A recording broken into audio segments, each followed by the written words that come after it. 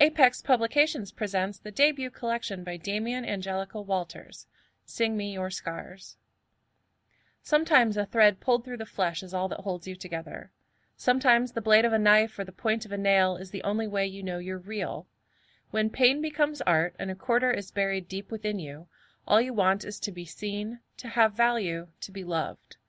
But love can be fragile, folded into an origami elephant while you disappear, carried on the musical notes that build a bridge, or woven into an illusion so real, so perfect that you can fool yourself for a little while. Paper crumples, bridges fall, and illusions come to an end. Then you must pick up the pieces, stitch yourself back together, and shed your fear. Because that is when you find out what you are truly made of and lift your voice. That is when you sing me your scars. Available from apexbookcompany.com, Amazon, Barnes & Noble, and most other third-party vendors.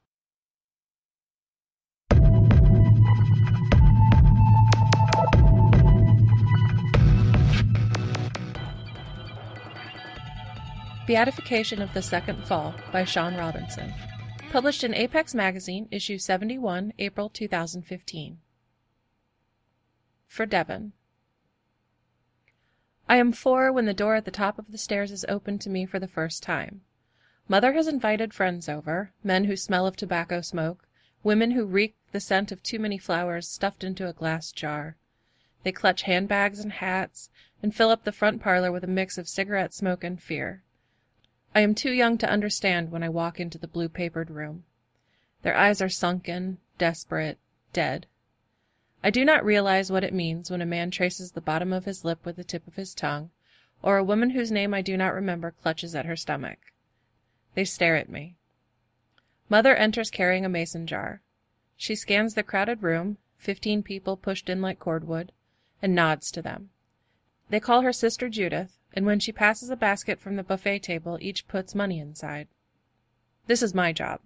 When the basket returns, I take it from the shaking hands of a man with gray hair.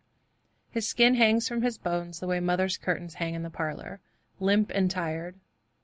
Mother nods, and the rest stand. Then she leads them from the cramped parlor to the stairs. They follow her like a slow-moving train. The men and women in their Sunday best took the stairs, as though afraid of what lay behind the old wooden door at the top. God-fearing people are born in these hills, walk the streets of Saints' Crossing, bow their heads on Sundays. What is at the top of the stairs gives face to their fear. Mother is wearing her china-white blouse and clutches the mason jar to her chest. She opens the rickety door like Moses must have parted the Red Sea, like merging two worlds. The lady at the front of the line, the one who clutches her stomach, gasps. There is an angel in our spare bedroom. I do not know his name. He is too large. His bare feet hang over the edge of the bed. His wings take up most of the room, pushing against the robin's egg blue walls. His skin is pale, like his wings. Mother grows his hair long in the winter before cutting it to sell in the summer.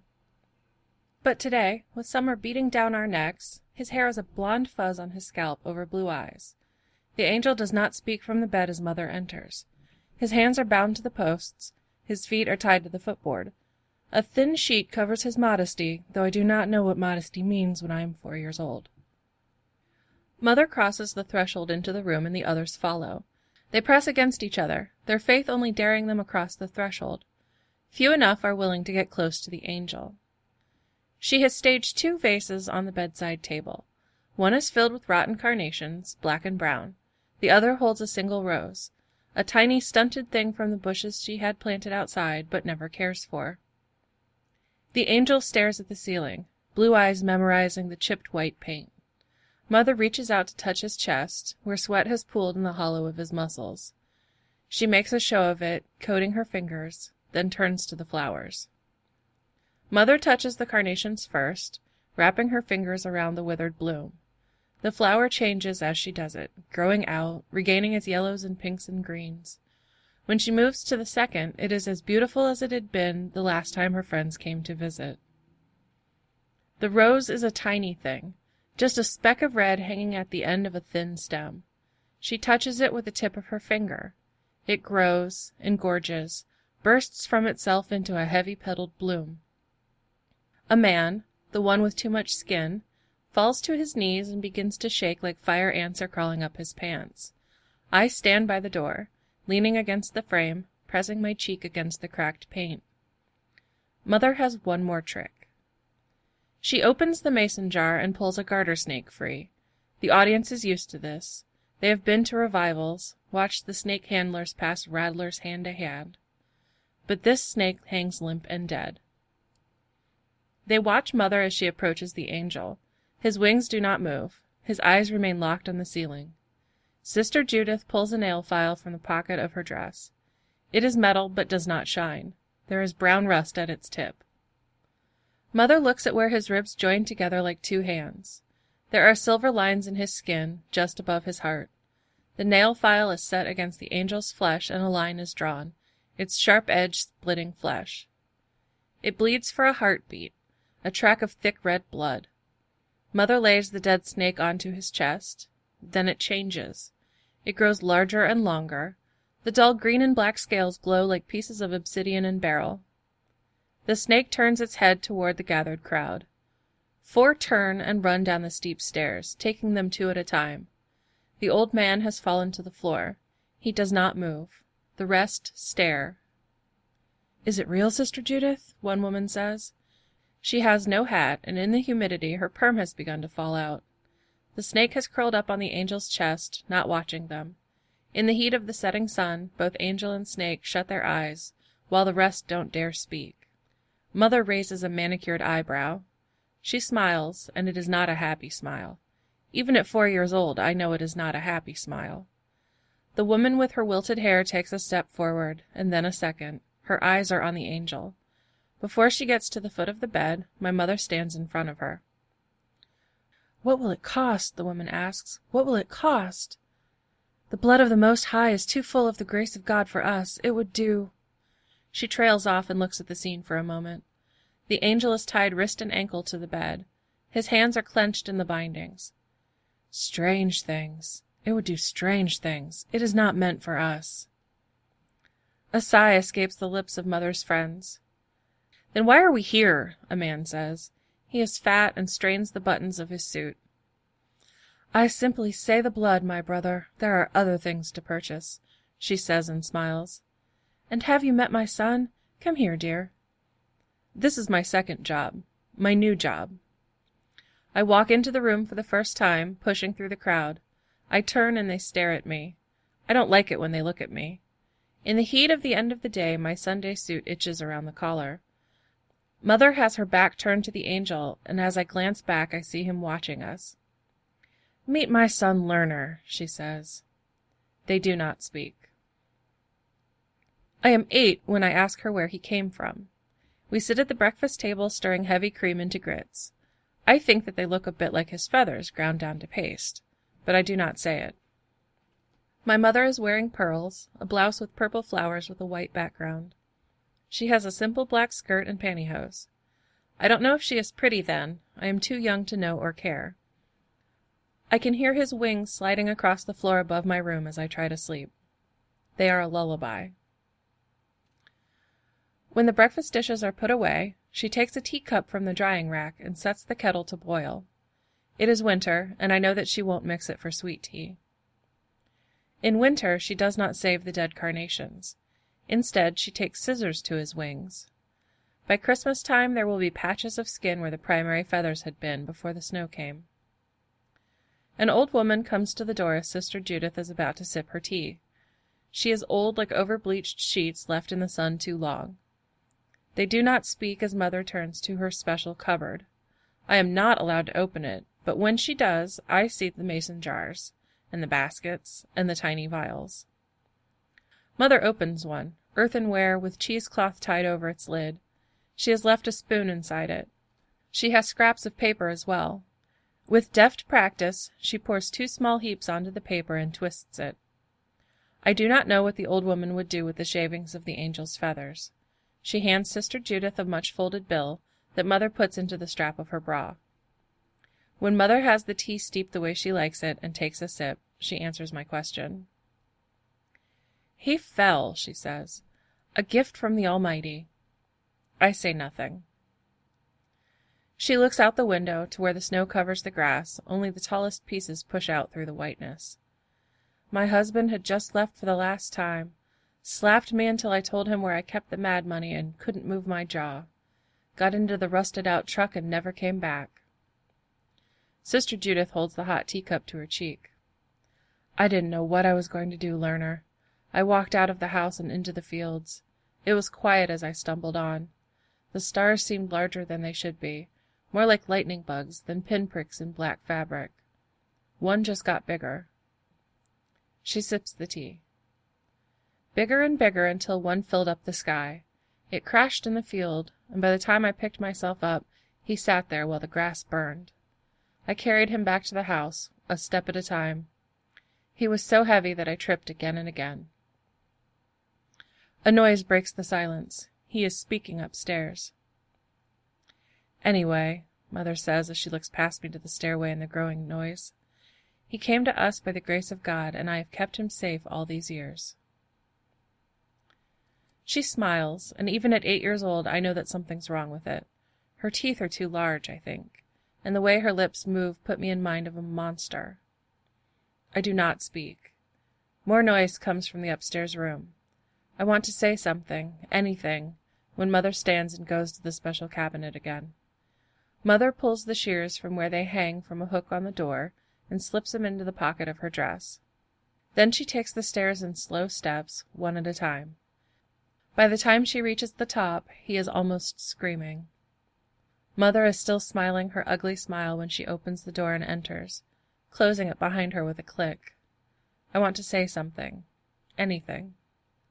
His tongue she sells as a panacea. I am 12, and it is the middle of the night when I wake from a dream I can't remember.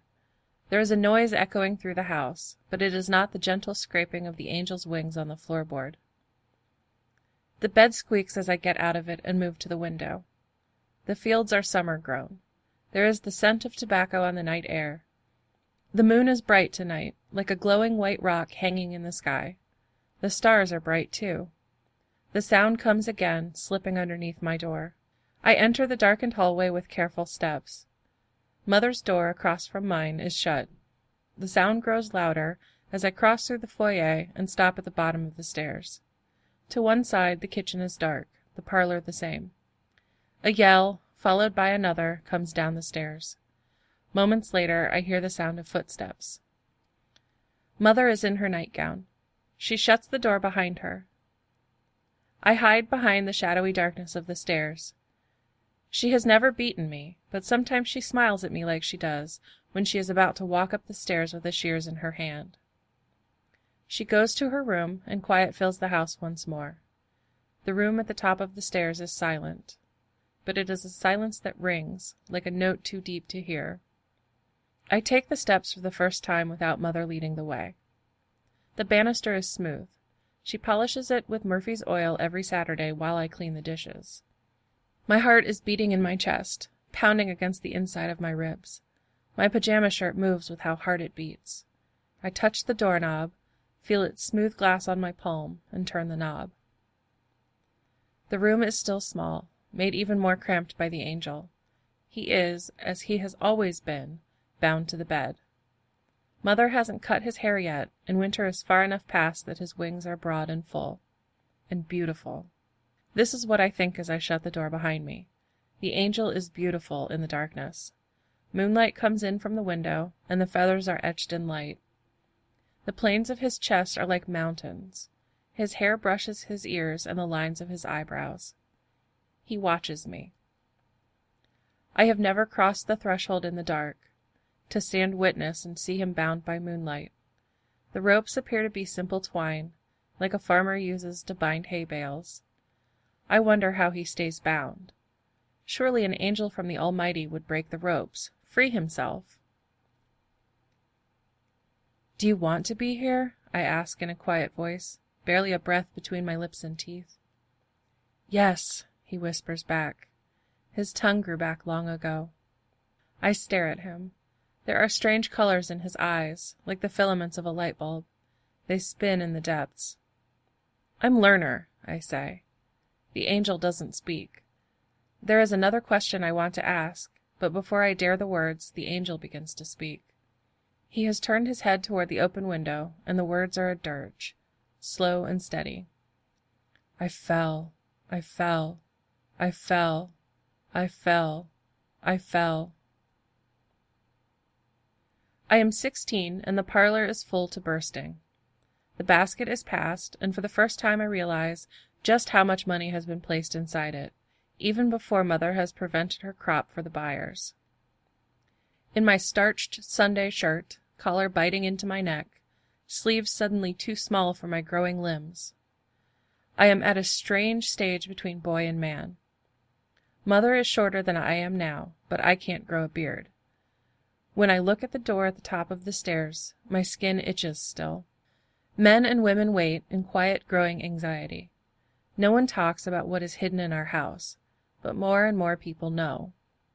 They dream of powdered angel wings, or cotton swabs of sweat from his chest, some braided strands of his hair into charms for luck or profit. Mother does not sell his blood.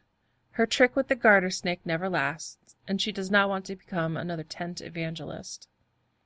Word of Sister Judith is spreading out past the state line. Today there are men and women from a state over. They wait with the anxiety of the true believer. Mother stands at the bottom of the stairs today. Her nails are painted tea rose.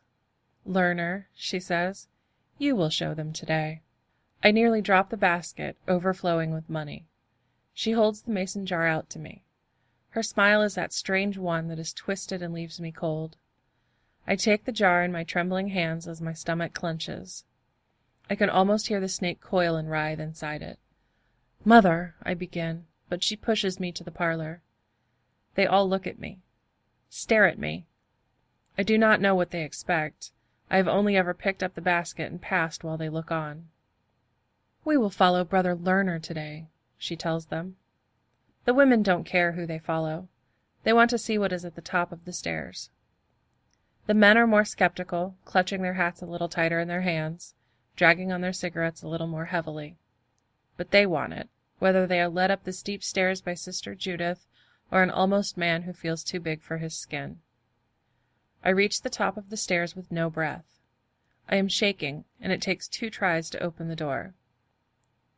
There is muttering behind me, and I can feel Mother's eyes on my back.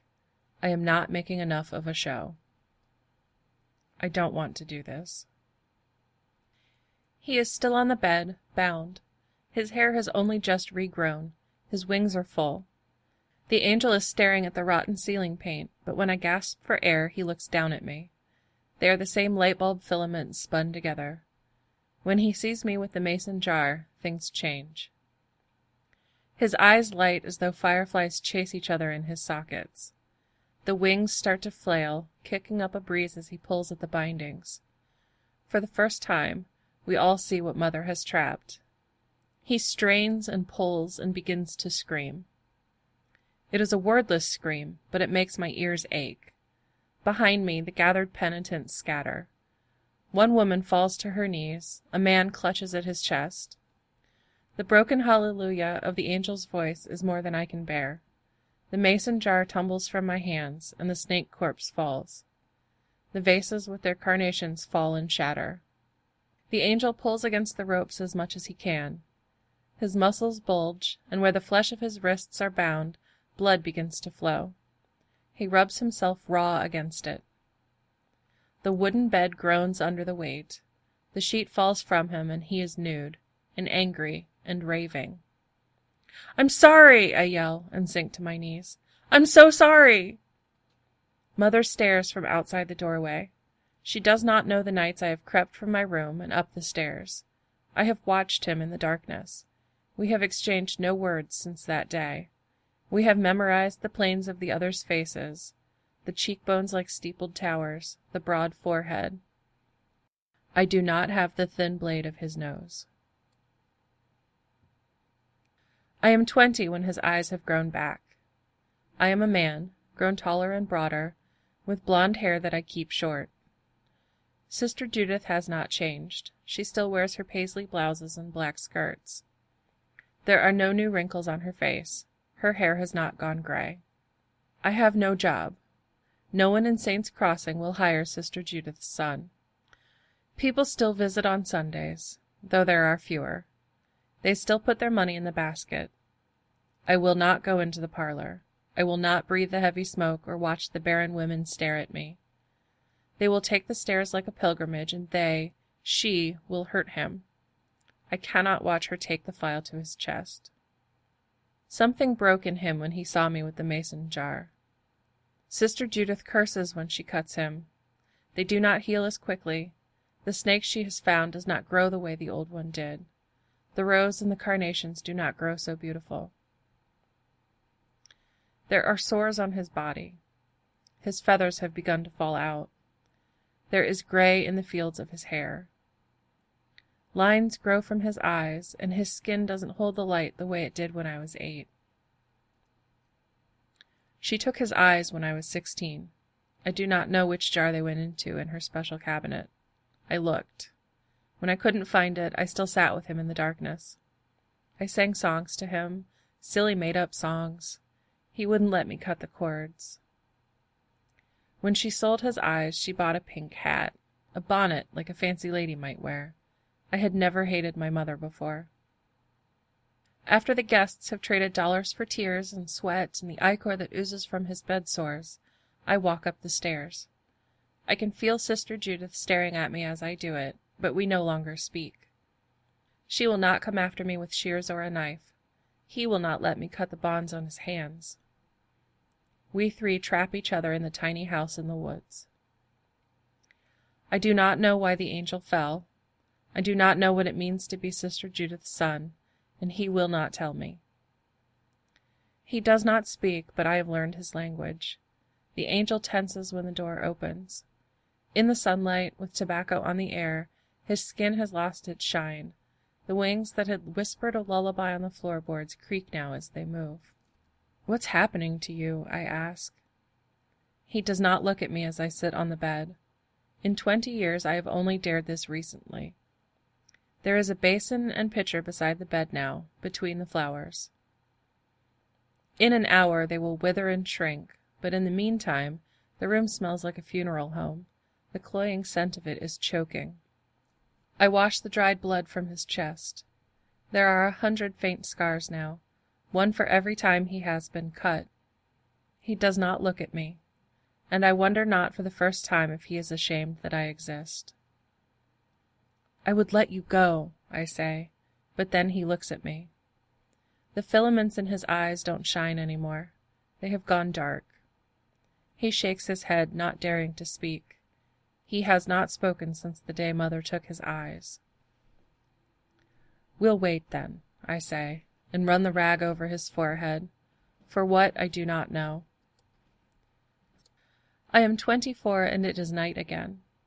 Night is the time when the things happen that are neither good nor bad. They just are. Life changes in the dark. The angel came in the dark. I had learned to be a man in the house's hidden shadows. The noise that echoes through the halls isn't strange. Sister Judith slips from her bed most nights, closing the upstairs door behind her. I hate her more with each passing year. She has drawn too much blood.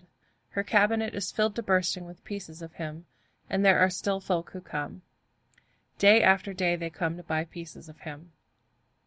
She has not changed, has not aged, may never. I do not know what she takes from him to make the years pass so slowly. They hang on me heavy and slow. A crash follows, and I stand. The hallway is the same it always is. The banister is smooth under my hand. A pale light comes from under the doorway, and I pause, listening. There is no sound, no creaking flesh or bed frame, no breathing. I reach for the knob and turn it. Sister Judith is on the floor in a naked heap. Her neck is at a strange angle. Her auburn hair has fallen loose from her last perm. The angel is still tied to the bed, but things are different now. New feathers have grown from the bald patches of his wings. The moonlight catches in them. His skin is tight against his muscles, and he shines from somewhere inside him. I meet the angel's eyes. They are alive again. "Learner," he says. The angel has never spoken my name. The syllables have the weight of benediction falling from his lips.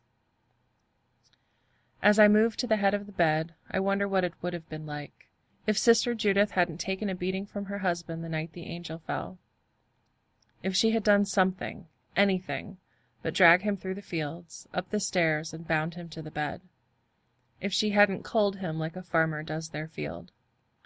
As the last of the bale twine goes free, I close my eyes. I do not expect to live beyond the next few moments. Nothing, man or angel, should be bound to the bed, bound to the house. I hear him stand, feel the air move around the shape of him.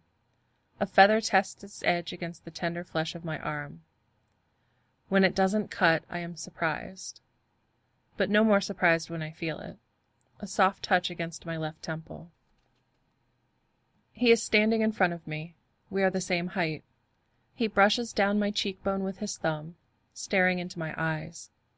The fireflies dance in them again.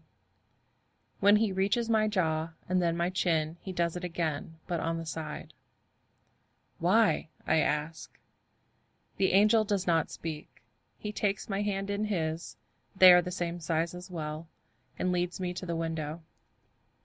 Outside, the scent of tobacco perfumes the air.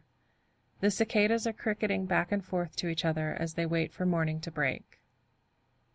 And the stars are glowing, brighter than they have ever glowed before, like jewels affixed to the blackness of the sky.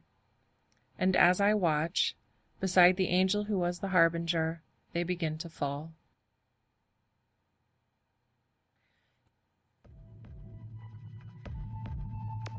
In his day job, Sean Robinson works with at-risk youth in the White Mountains of New Hampshire.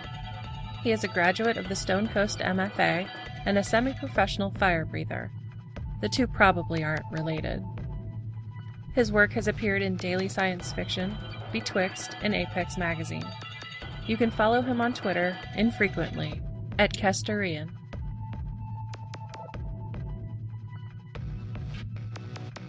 This Apex Magazine podcast was performed and produced by Lisa Schoninger. Music used with the kind permission of Alchemy. Visit apex-magazine.com for more great free stories, poetry, nonfiction, and interviews. Copyright Apex Magazine Podcast. Copyright Apex Publications.